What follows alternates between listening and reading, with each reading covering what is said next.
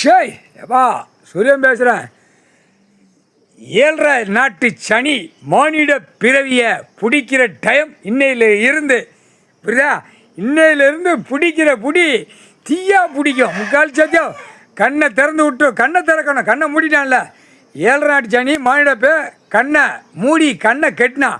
இப்போ கண் கட்டு ஈஸ்வர மகன் திறந்து விடுவான். திறந்து விட்ட உடனே கைலாசத்தில் போனால் வந்தான் கவர்மெண்ட் வேலை கிராம அதிகாரி.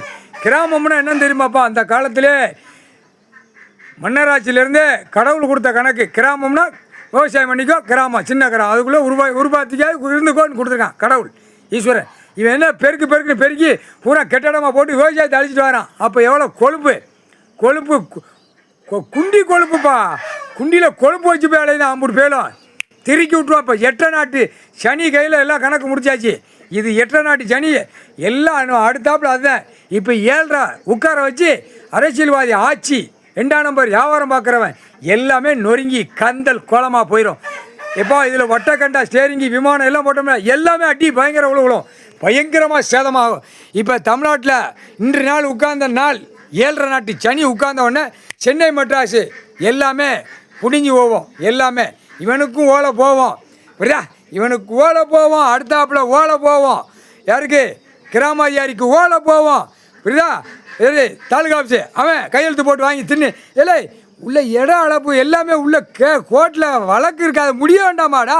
அப்போ கோர்ட்டில் அவமதிச்சு கிராம அதிகாரி தாலுகா ஆஃபீஸு அடுத்து இதில் உள்ள என்னென்ன கணக்கு 4-5 கணக்கு வாங்கி பத்திரம் வாங்கி கல்ல ஊனு தான் நக்கு தான்.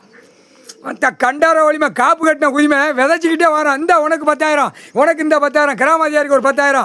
எப்படி இதெல்லாம் ரிப்போர்ட் எடுக்கிற அதிகாரி பதிஞ்சு வச்சுக்கோ புரியுதா இல்லையா? தாலுகா ஆஃபீஸில் எத்தனை பேர் கையெழுத்து போட்டிருக்கானோ அத்தனை பேத்துக்கும் 10,000 20,000 கொடுத்து சொருவி நக்கிக்கிட்டு இருக்கான். எம்எல்ஏவுக்கும் சொருவி நக்கிக்கிட்டு இருக்கான். எம்எல்ஏ ராஜபாளையம் எம்எல்ஏ போடு நான் இருக்கேன். Government lawyer 50,000. எப்படி அந்த கண்டார வலிமனுக்கு இன்றைக்கி 50,000 கொடுத்து அங்கே சீலை குத்தி வந்து கல்லை ஊனிட்டு போகிறான்.